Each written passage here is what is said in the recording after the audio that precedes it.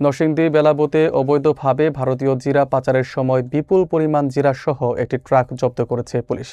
গোপন সংবাদের ভিত্তিতে ঢাকা-সিলেট মহাসড়কে অভিযান চালিয়ে এসব জিরা আটক করা হয়। জব্দকৃত জিরার বাজার মূল্য প্রায় 34.5 লাখ টাকা বলে জানিয়েছে পুলিশ। এ ঘটনায় ট্রাক চালককে আটক করে আইনি ব্যবস্থা নেওয়া হয়েছে। বিস্তারিত থাকছে আলী হোসেনের তথ্যচিত্রে। নরসিংদীর বেলাবু উপজেলায় অভিনব কৌশলে ভারতীয় জিরা পাচারের সময় 143 বস্তা জিরাসহ একটি ট্রাক জব্দ করেছে বেলাবু থানা পুলিশ।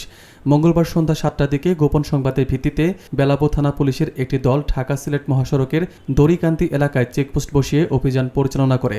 অভিযানে সন্দেহভাজন একটি ট্রাক থামিয়ে তল্লাশি চালানো হলে ট্রাকের ভিতর থেকে বিপুল পরিমাণ জিরা উদ্ধার করা হয়।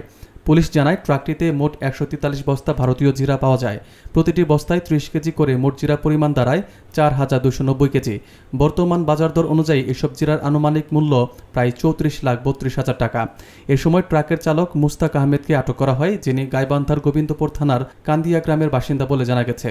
তদন্তে পুলিশ জানতে পারে পাচারকারীরা অত্যন্ত কৌশলে ট্রাকের মাঝখানে জিরার বস্তা রেখে উপর ও নিচে 105 বস্তা ধান এবং 50 বস্তা কুড়া দিয়ে আড়াল করে রেখেছিল। বেলাবু থানার পক্ষ থেকে জানানো হয়, অবৈধ পণ্য পাচারের বিরুদ্ধে নিয়মিত অভিযান অব্যাহত থাকবে। আটককৃত চালকের বিরুদ্ধে আইনানুগ ব্যবস্থা নেওয়া হয়েছে এবং পাচার চক্রের সঙ্গে আর কারা জড়িত রয়েছে তা তদন্ত করে দেখা হচ্ছে। গোপন সংবাদের ভিত্তিতে আমরা জানতে পারি সিলেট হইতে অবৈধ পথে জিরা ভারতীয় জিরা আসতেছে।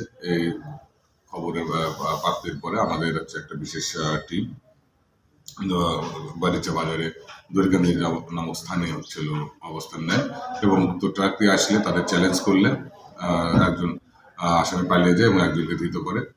এই ট্রাক হইতে 143 বস্তা ভারতীয় জিরা এবং 105 বস্তা ধান অভিনব কায়দায় ধান দিয়ে ঢেকে তারা ট্রাকে করে বাংলাদেশে পাচার করতেছিল।